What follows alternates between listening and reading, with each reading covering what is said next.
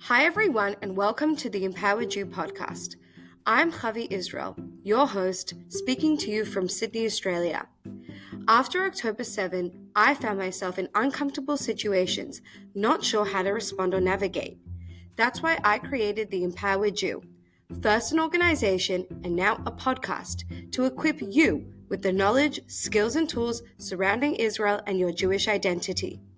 In each episode, we'll explore various topics from multiple perspectives so that you can feel informed, empowered, and proud of who you are. Thank you for joining me on this journey. Hello, Rabbi Yossi, Hello, Javi. or Rabbi on Demand, I should say. I go by many titles. Hey, you. Hey, mate. Rabbi. Most people don't know my name. They just call me Rabbi. Just So Rabbi. I'll go by many titles. So hello, Rabbi on Demand, Rabbi Yossi. Thank you. Thank you for being with us here today. Can you tell us a little bit about your upbringing? Where were you born? Where were you raised? Sure. So I was born here in Sydney. Was raised in the sunny at Windy Hills of Dover Heights. Went to, as a kid, 6-year-old kid, I used to go every single day to Shule. My father was a president of Southhead for a number of years, Southhead Synagogue, now called Kadima. But he would take me. I was the only child in Shule at 6:30 every morning, surrounded by adult men predominantly. And every day I would go. 6-year-old kid sit next to my father. I would take my pajama cord out of my pants and use it to wrap around my arm. All the men were putting on tefillin, and I didn't want to feel left out, so I would put my pajama belt around my arm. And so literally from a young age, I was in Shul and soaking in the ambiance, the feeling of Shul, synagogue community and what it all meant. And so I think from a very, very early age, I was almost destined in a way to go down the path that I am on now, even though I never intended to become a rabbi. It only kind of happened when I was at the age of 23 is when I actually made the decision, okay, I'm actually going to choose to go down this path. I went to university, studied a commerce degree with the intention of becoming a businessman like my grandfather. Or as my grandmother used to say to me, she's like, Yossi, a rabbi is not a job for a good Jewish boy. She's like, not my grandson. And she was a Holocaust survivor and she lived through the horrors. And she would always tell me to hide my kippah and tuck in my tzitzit because she was scared for me. But ironically, I grew up with the opposite. I grew up that we shouldn't be scared and we should be proud. And the prouder that we are, which is my philosophy, the more upstanding, the more strong and outwardly Jewish we are, the more respect we will get. Not that we need to earn others' respect. We need to be strong for who we are because that's who we are. But I think that is that confidence that actually begets that respect from others. But anyway, getting back to my story. So, I mean, already at 6-year-old, I was going to Shul every single day. And as a young teenager, I was running youth services. And my unofficial title was to welcome people into the synagogue and give out the honors for the Torah, the aliyot, to get called to the Torah. I would go over to people and say, would you like the next aliyah? What's your Hebrew name? And I would remember their Hebrew name and then give it to the gabbai or the rabbi who would call up the people for the call up. So that was my job, already welcoming kind of people into the shul, the whole shul experience as a kid, as a teenager. So I grew up in Sydney, going to Kadima or Southhead Synagogue, and then schooling. I went to Yeshiva College, now called Kesser Torah. Year 11 and 12, I left and I went to Sydney Boys High School. So I was selected public school, which again for me was eye-opening. That was a completely eye-opening experience. And my parents made the decision not to send me to Moriah, even though that's the school I wanted to go to. I think obvious reasons. It's a Jewish day school and it's a really good school. And at that time, Yeshiva Boys High School had never gone through to the HSE. So we always knew that I wanted to go to university and eventually get a profession. So anyway, my parents didn't send me there because they were scared I would actually become less religious. And my parents, keep Shabbat, keep kosher, but they wanted me to stay religious. And the mixing of boys and girls in that environment of Moriah, they didn't want me to go there. And so they sent me to a non-Jewish public school, which strangely enough kind of worked in a way. I wonder if I would have, wanted to blend in and be like everyone else. And I wonder, but when I was in this non-Jewish secular school, Sydney Boys High School, I was the only religious boy in the entire school at that time. And there were 10 other Jewish boys in my year, in year 11 and year 12. And I was seen as the representative. As they used to joke that I'm the rabbi, and I wasn't. I wasn't planning on becoming a rabbi. They would joke with me, I'm the rabbi, because I had a little beard coming on. I had my tzitzit, bring my tzitzit out, out of my pockets, and my kippah on my head. And we would play rugby on the field, and my kippah would fly off, and they would drop the ball, and they would all lunge on the kippah, and then start swinging it around and throwing it back to me like a game, right? It was fun. So I think, I don't know, I mean, ironically, going to a non-Jewish high school kind of imbued within me that I'm actually not just an ambassador within the Jewish environment, but actually broader. And maybe there are lessons or values that I can share with the broader world. And so I was already thrust into that kind of an environment from that young age of 16 and 17 years of age. Can I ask, jumping a bit, are you in touch with any of these schoolmates? Yeah, occasionally I am. I mean, actually, my best friend out of that time, his name was Max, and I still remember the first day that I turned up at Sydney Boys High School. And I went all alone, beginning of year 11. I remember that first day that I came. It was early. It was 7:20, I think it was, showing up at the playground, first day of year 11. And the bell went, and then everyone just disappeared. And I was standing there all by myself, alone, which I kind of did feel, actually. I felt a bit of loneliness throughout my 2 years there because, again, I did stand out. And being a representative can sometimes be a little bit lonely, that you don't have the immediate support or camaraderie or friends like you around you to support you. But so I stood there for 5 minutes. All over. I was like, I don't know where to go. It's a brand new environment. And then one kid came over to me and he introduced himself as Max, and he was in year 11. He said, I'm Jewish too. I could see you need guidance. Like, where do you need to go right now? And so he took me and he showed me which classroom to go to, and that was Max. And we became very, very, close friends after that. And interestingly, he's now very much involved in the Sydney Boys High School reunions and bringing people together, which is a beautiful soul. He's all about bringing people together. But we did have our reunion, our 20-year reunion, about a year ago. Oh, that would have been interesting. So amazing to get together with so many from our year and see how people have changed.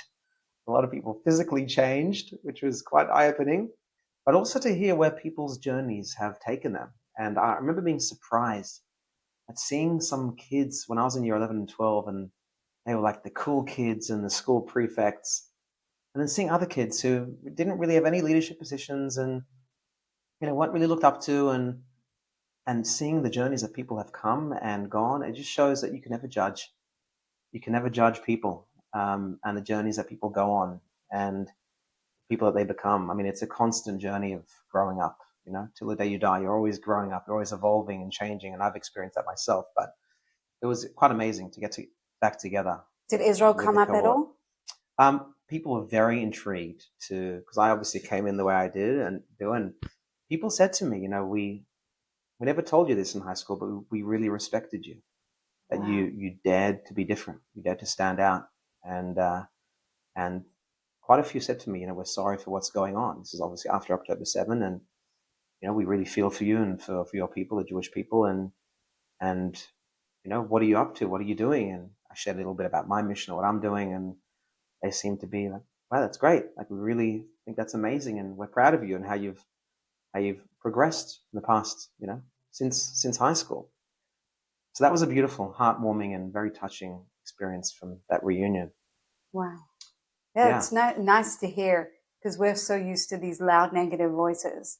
Yeah. And we always are speaking about this silent majority, but I guess at your class reunion, there was a whole bunch of this, what we call silent majority, I'm assuming.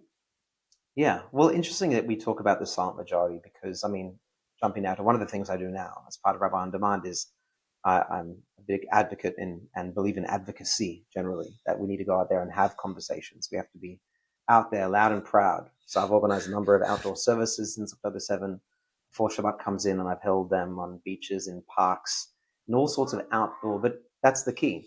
It's not hiding away in a building, that we're going to be outside, 500 of us. We're going to stand in the shape of a Magen David like we did at Bondi Beach, and took this photo from in my kippah. That's from Bondi Beach, 500 of us in the shape of a Magen David. And we're going to sing and we're going to celebrate. And yes, we're going to pray and we're going to cry. But it's about bringing us together, that we're not hiding.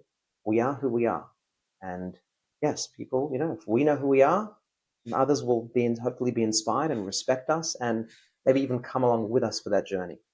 So standing out, standing proud, the outdoor services, but also I've also sat in a number of public places with a sign saying, I'm a rabbi, come and talk to me about anything. And we're going to get to that. And engaging with people. So I think being out there is important, and everyone can do that. It's not just rabbis, myself, or others. If you know something, you can share something. If you know Aleph, teach Aleph. That's Exactly. what the Rebbe said. That's right. But before we get into that, because I want to hear all about Rabbi on Demand. So you grew up in a religious family, never intending to become a rabbi, but it just kind of happened. So how did it happen? So you finished your HSC, then you went straight to uni, or did you go to yeshiva, or what happened that then brought you into becoming a rabbi? So I went to a gap year. I studied in Yeshiva Gedolah in Melbourne for a year. So I did that gap year. And then I went to university, studied commerce and a bit of law. It was a 3-year degree, but studying accounting and finance. Good Jewish boy. Yeah, that's what I was thinking. Right down my alley. I thought this is exactly where I want to be, where I want to be going.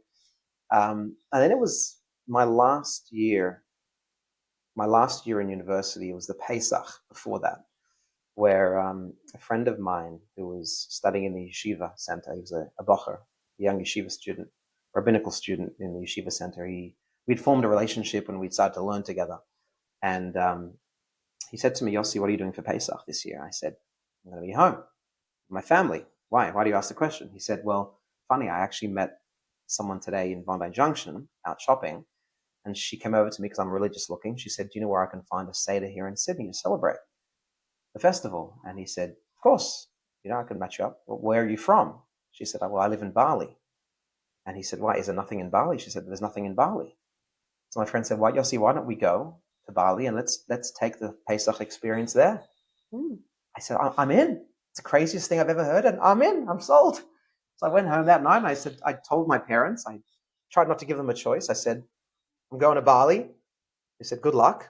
And so that night we hit the phones, and I called a number of people that I knew in the Jewish community. We fundraised about $5,000 in that one night. We booked our tickets the next morning. We went to Krinsky's and Coles and bought as much matzah and grape juice as we could. Not wine, because you're going to a Muslim country, you can't take wine, but matzah, filled our bag, no clothes, just food, and off we went.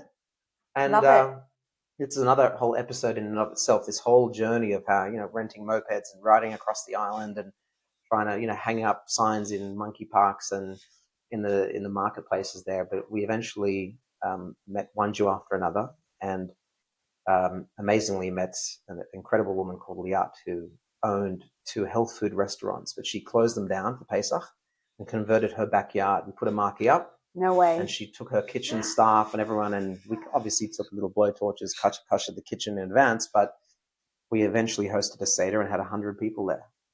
Incredible. We had 100 people come to that. I believe it was the first communal public Seder in Bali. We then handed over the list that we made to Chabad, who then continued the Jewish presence there in Bali. Although it's undercover now. I was in Bali a couple of years ago. It's so Muslim that it's not even legal. They're hidden in their home.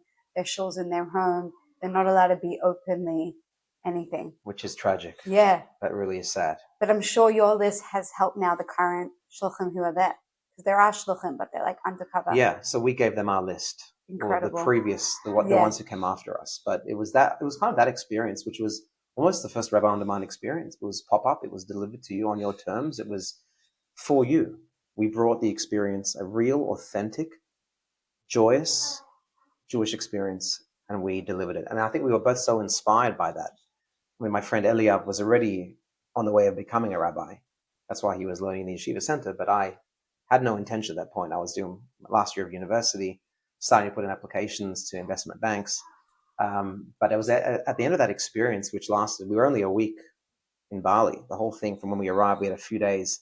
We had the 2 Seders. We had 100 first night. About 40 came back for a second night. We just said, who wants to come back? We had 40 come back and, singing and dancing till 3, 4 in the morning. But we were both so inspired. I said, you know what? I can do this. Like, community is so powerful and bringing people together. And that's really what inspired me. And after I finished my university degree, I went on straight to study smicha, my rabbinic degree, and I finished that. And then straight from there, I went on and became the assistant rabbi for the youth at the Central Synagogue, where I worked for a number of years. And then went from there to Cremorne Synagogue as the main minister of the Cremorne community, and then went previously, most recent, to the Maroubra Mount Sinai communities, where I served for 8 years. So that's the progression to this, well, nearly to this day. Incredible. So now you're doing Rabbi on Demand. Yeah. You've already given us a bit of a glimpse about what Rabbi on Demand is. Is there anything more that you want to add about Rabbi on Demand? What do you do? Tell us about Rabbi on Demand. Well, I hit the age of 36, and I was, having just served 7 years in a formal community, and it kind of dawned on me. It's been a long conversation about trying to run a shul and build a community. Obviously, requires a lot of work and experience, but the amount of Jews that actually go to synagogue and that engage with synagogue is the vast minority of Jews that we have in New South Wales. Really? So, if you look at the number of seats, if you combine, let's say there are 28 synagogues in Sydney, thereabouts, and you add up all the seats, it doesn't come anywhere close to the amount of Jews that put down Jewish on the census. That's those who put down. So let's say there's 48.5 or 50,000 Jews who state their Judaism on the census. Maybe there's an extra 20% who don't. Maybe even more. But yet, if you add up the amount of seats, we're looking between 13 to 15,000 seats. So there's roughly 70 to 75% who don't belong, who don't have a seat, don't even go on the holiest day of Yom Kippur, Rosh Hashanah Yom Kippur.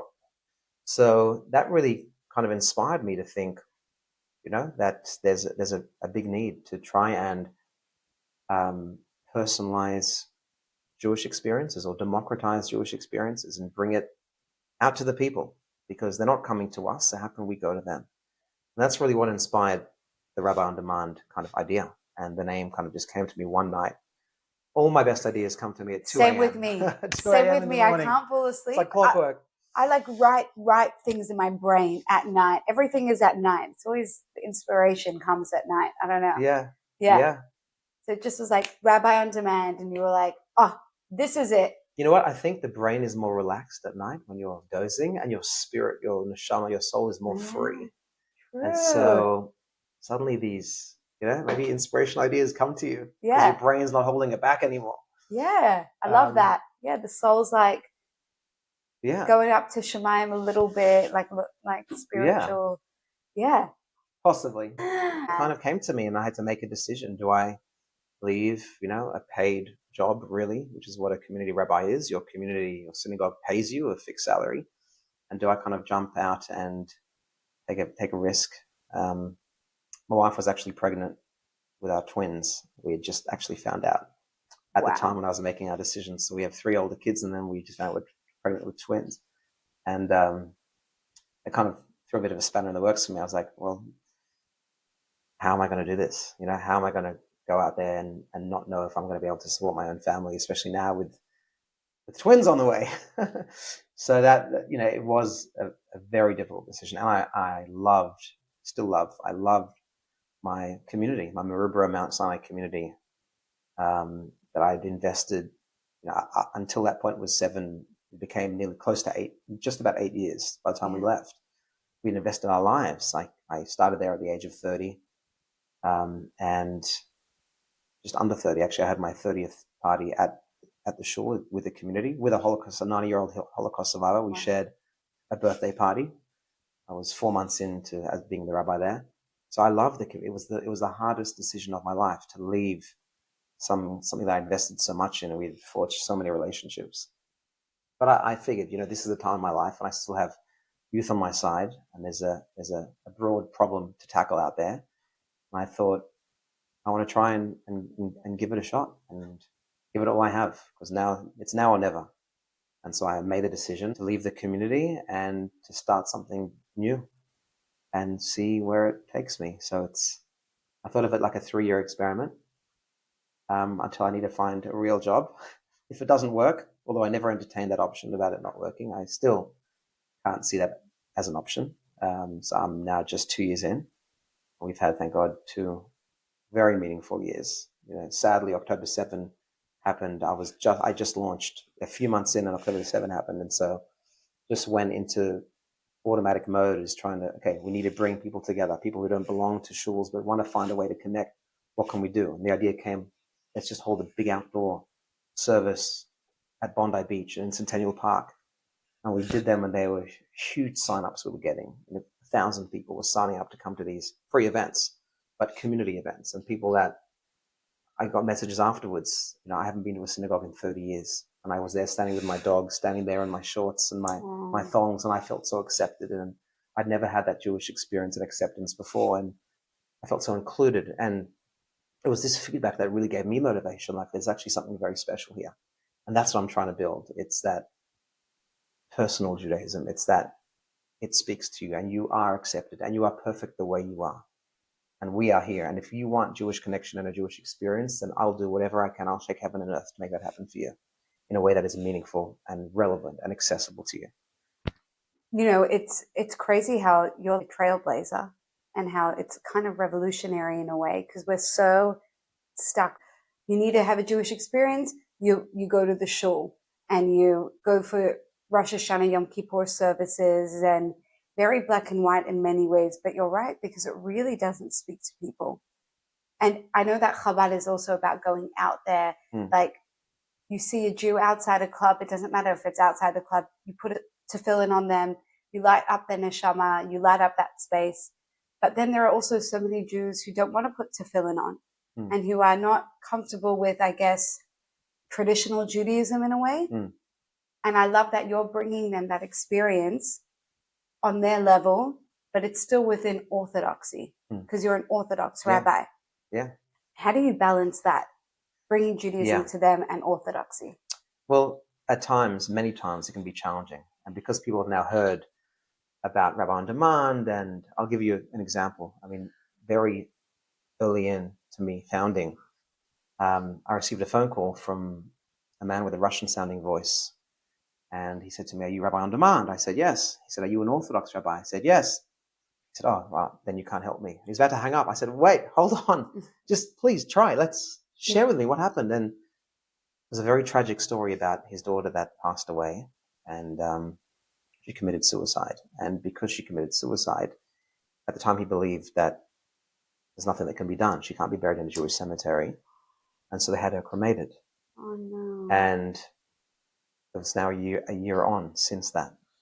And he said to me, "I'd love to have some sort of a memorial service where her ashes are, go and to actually run a service and to honor her. We can maybe say the memorial prayer." We'd never had any of that. And I could hear in his voice, like, just trying to imagine that living with guilt of not having had any Jewish send-off and thinking maybe they did the wrong thing. And I said, "Of course I can help you. Of course we can do something." We hung up and we finished. And I was like, okay, what on earth am I going to do? So long story short, we ended up coming up with a beautiful, meaningful ceremony for them. I was away at the time, but I found another rabbi who was willing to go out there and at the place of the ashes to run a meaningful service. And it was a selection of Tehillim, Psalms, and the memorial prayer, and they could say Kaddish, but it was a ceremony and a story that stayed with me. And I've had so many of these stories that I get off the phone, I say yes to them, and then I get off the phone, I'm scratching my head. Like, okay, how on earth do we make this happen? They want a Jewish experience. I have to somehow bring in that connection. And so whether I'm calling colleagues of mine to brainstorm how to make it happen, but thank God so far I've always found a way. And it's about, I think the bigger message is you're showing people that you're accepted and that we're not judging you. And let go of the guilt. We can do something to make you feel included, to help you connect with your Judaism and with your loved one in a meaningful way. And that was, again, one story, but I would say on a weekly basis, I get calls or messages on the website or on social media. People want to reach out and connect in some way. And again, that's what I've been the past 2 years thinking, how now do we take all of these inquiries and experiences? And we've done a lot of outdoor services and bar mitzvahs and weddings and life cycle events. I've done countless bar mitzvahs for boys who wouldn't have had them otherwise because they don't fit into the traditional mold. They don't want to go and perform in front of hundreds of people they don't know, and it's quite intimidating. And I did the first bar mitzvah I did was actually exactly that, where they weren't going to have a bar mitzvah. They heard about Rabbi on Demand. They called me up. They said, we're not actually going to have a bar mitzvah, but what do you do? And I said, well, I can personalize it. I can bring the Torah and we can set up just for your family and immediate friends. They said, well, that sounds lovely. Actually, the boy's grandmother is living at the M at Montefiore. Maybe we can take the Torah and run a service, his grandparents. We can run a service for them and where they live and just invite our closest. And that's what we did. The Torah, and we set up, there was about 30 people there. It was an intimate, beautiful ceremony that we did on a Rosh Chodesh Sunday morning. And the boy had a bar mitzvah. So, I'm feeling honored and privileged that I'm able to do this. But again, this year 3 is now, for me, the most crucial. This is the 3rd year of my initial 3-year experiment. And now what I'm trying to do is take a lot of the one-offs that I did.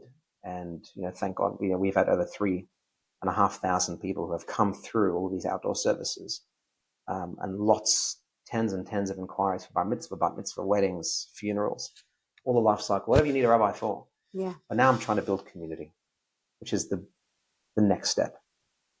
Taking a lot of the people who don't currently belong in a traditional sense, and actually, can we build a community out of these people and give them perhaps what they're searching for, perhaps what they didn't know existed previously. And that's what I'm currently doing now with my website relaunch, which is happening any day now. It's about building community. And then when you build your community, please God, then are you also planning on finding a center as well? Then isn't that kind of going back to traditional? Yeah. So how? The answer is no. I have no plans to go back and find a center. The premise of what I'm doing is that I don't have a center.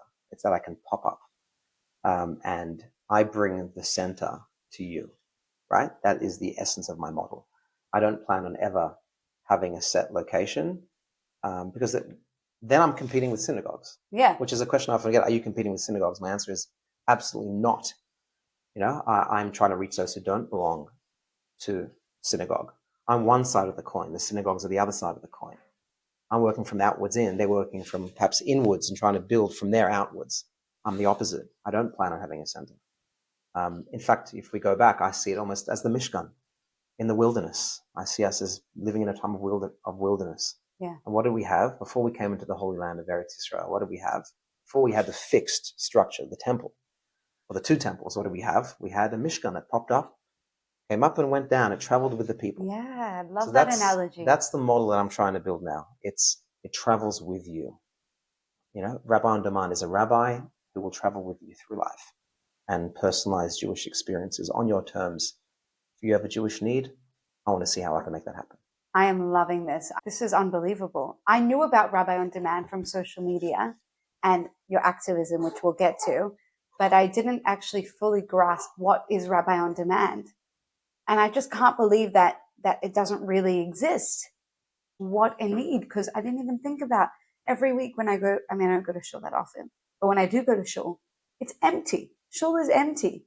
And I never even think about where are all those Jews who could be, and then there are Jews who are just so disconnected, or maybe they had bad experiences, or even being a bar mitzvah boy, you were saying how intimidating it is.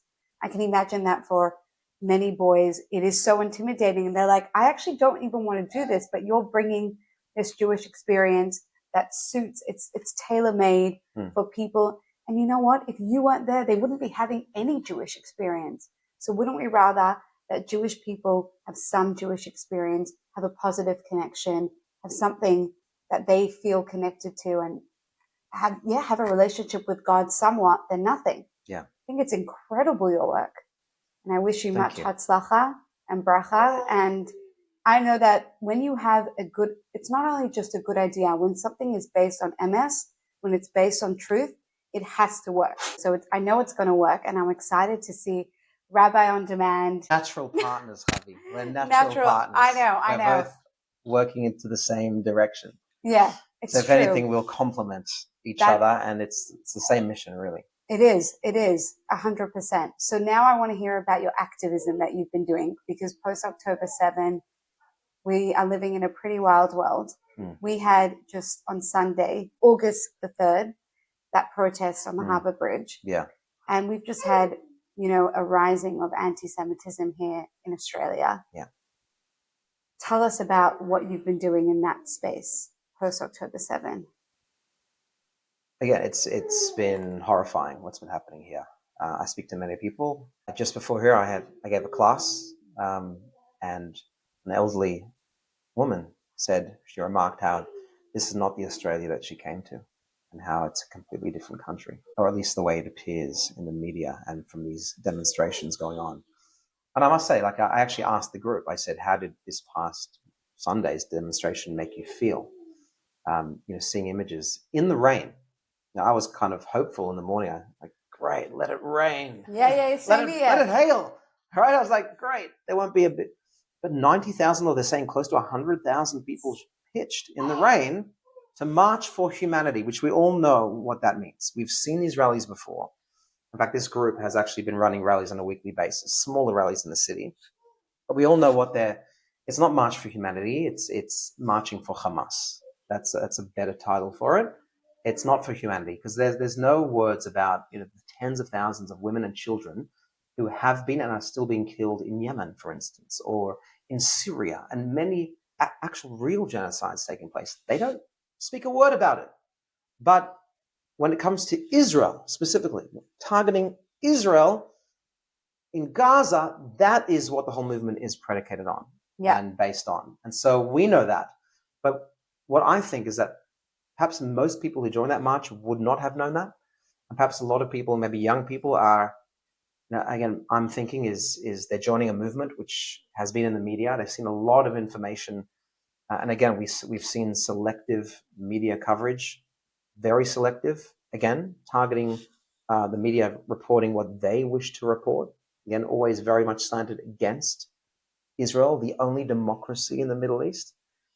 So this is what these young people are seeing day in and day out. And when they hear about a March for Humanity, they think they're joining on a bandwagon of this is about preaching justice and fairness for the world. They don't know it's actually not. And so, again, that's what I think, many of the makeup of that crowd is. And that's pretty positive, I guess. Which is maybe that's just my positive. I tend to have a positive angle towards the world. That's how I live. But I also believe it. I believe that. And not only here in Australia, but I think elsewhere around the world as well. I recently returned from Spain, actually. I did a wedding, Rabbi on-demand wedding in Spain, which was awesome. It's another story for another time about this beautiful couple. But, I had a Jewish tour guide that took us through Barcelona. And he showed us the main square in Barcelona. And he said, this is where demonstrations take place, pro-Palestine demonstrations. And there are tens of thousands of people who come into this square. And he told me that he comes to observe. He's an Israeli, but he now lives in Barcelona. He does Jewish heritage tours. He said he comes to observe. And he said to me, the makeup of the crowd who come, they're 90% really young, like university-age students. And he said they're holding the Palestine flag in one hand and the gay pride flag in the other hand. And he said, these are people who believe in fairness and equality. But he said, I've asked many of them, can you tell me where Israel is on the map? And they have no idea. They have no idea. And so they hear, about protest, and it's about doing good and justice. And they're getting swept away. And they get sucked in. And they think that what they're championing for is actually a noble cause. Whereas deep down, what do we see? As we saw at the Harbour Bridge protest, they're holding up ISIS flags. They're calling for intifada, which is literally a call of death for the Jews. They're saying the slogan, from the river to the sea, which is essentially, what does it mean? Which river to which sea? It's all of Israel. They don't want a Palestinian state beside a Jewish state. They want no Jewish state. That's what from the river to the sea means. It means that it's all Palestine. There are no Jews. That is the ethnic cleansing that actually they're campaigning for in the region. And that's what's actually taking place in these marches, which, again, I'm thinking many, I'm hoping maybe the majority I'm not even aware of. So you've set up in spaces like Bondi Beach or in the city, or I feel like wherever you are, you just set up a space where you're like, I'm a rabbi, ask me anything.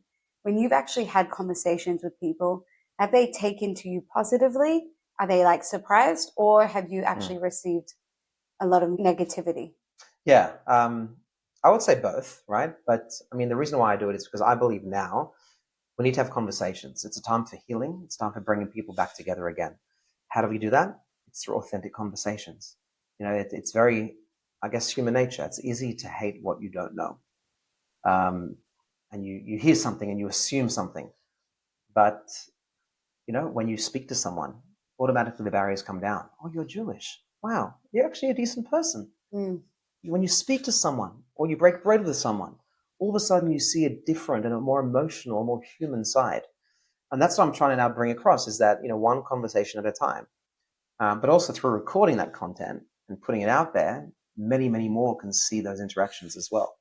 So it started off as an experiment that I have a hunch. And my positive theory was that the majority of Australians are not anti-Semitic and don't approve what's happening or, the whole pro-Palestine movement. And my theory is that, what the anti-Semitism that's happening, that's been skyrocketing in Australia, I'm hoping, and I wanted to test what most people would think and would want to ask a rabbi.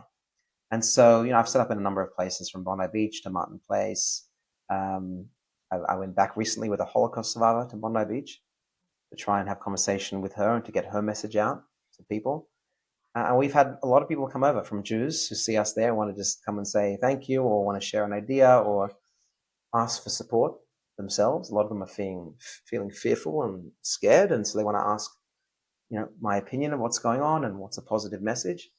But then interested non-Jews as well who want to come over and just ask me, what's happening in the Middle East. And we're hearing this in the news. Is it true?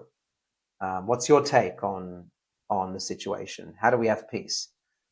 A lot of non-Jews have come over to me and also said that we're sorry what's happening, that we're shocked by what we're seeing in Australia, and we want you to know that we stand with you.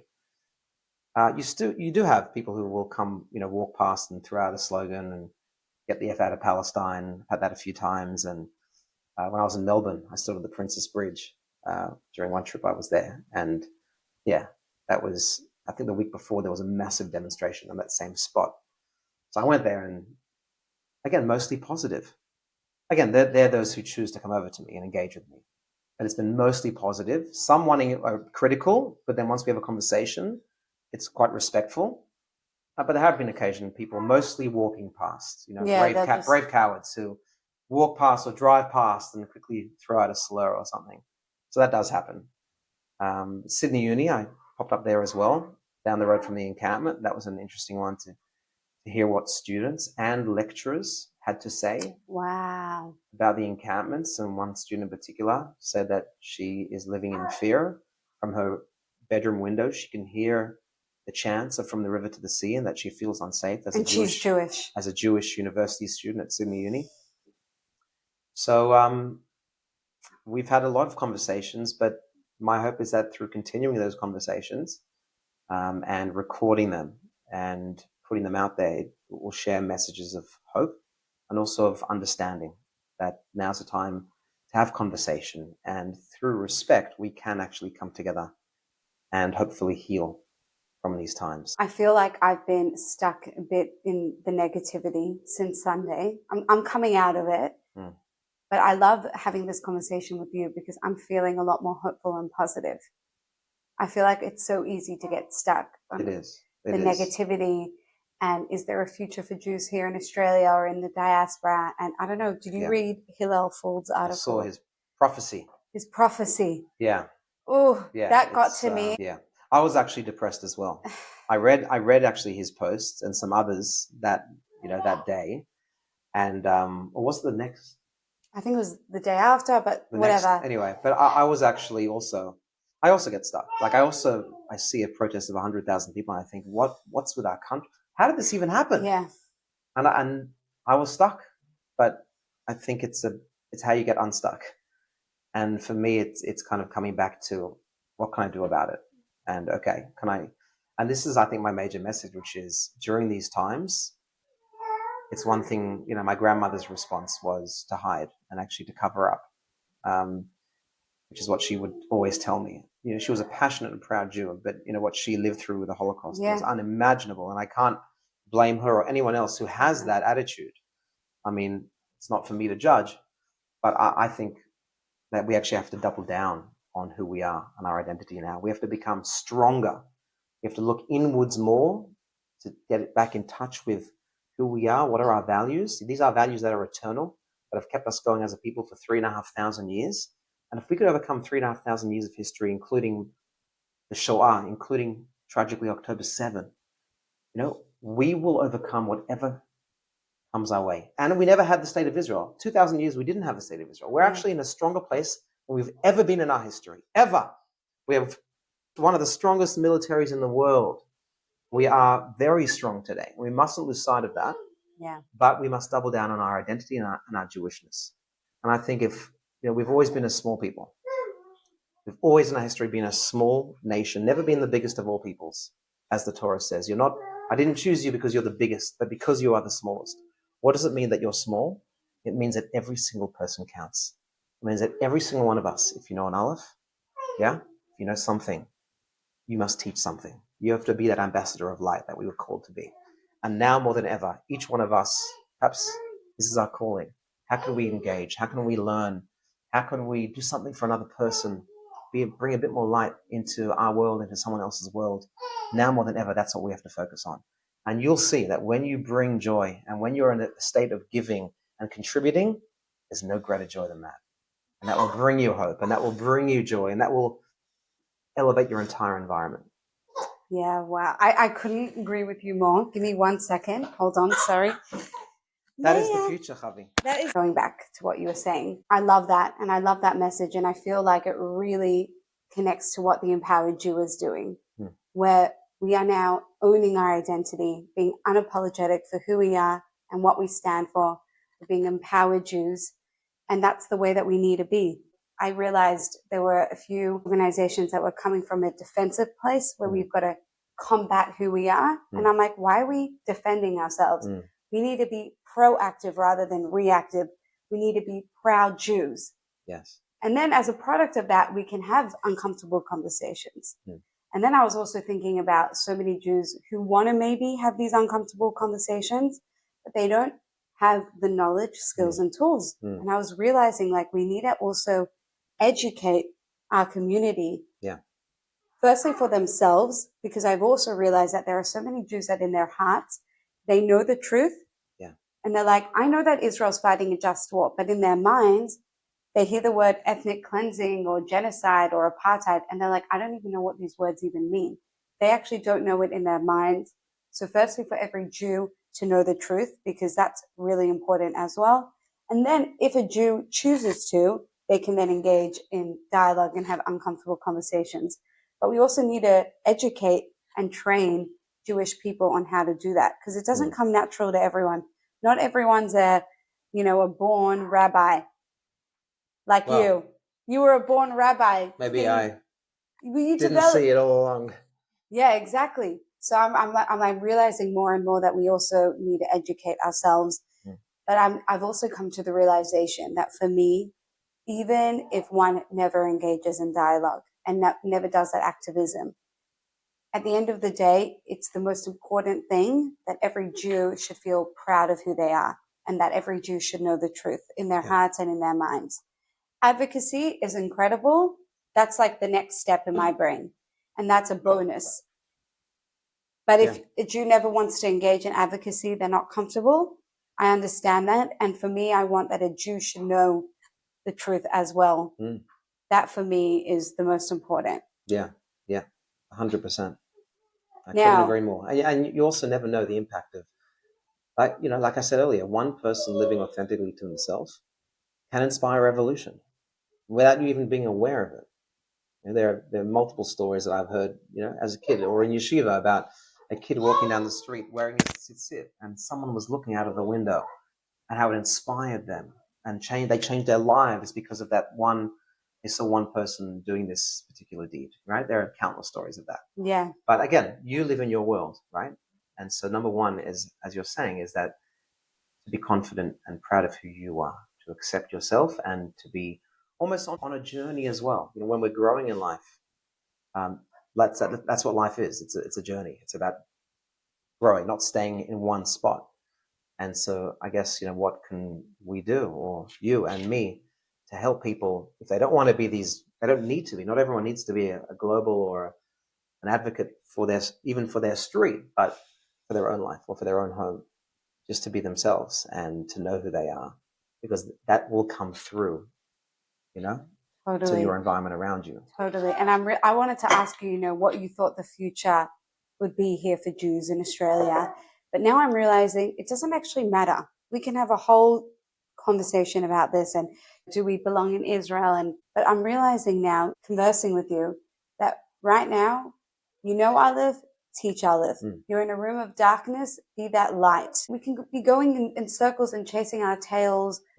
Is there a future? Is there not? What's going to happen? That's all noise. What is your mission? What is your purpose now? To spread light, to be an ambassador for yourself, for your people, to connect, to do a favor for another, to smile at someone, to be a kind person, to bring humanity closer together, whatever it is for every individual. But what act of positivity can you do? That's what we should be discussing. Yeah. Everything else maybe is just background noise.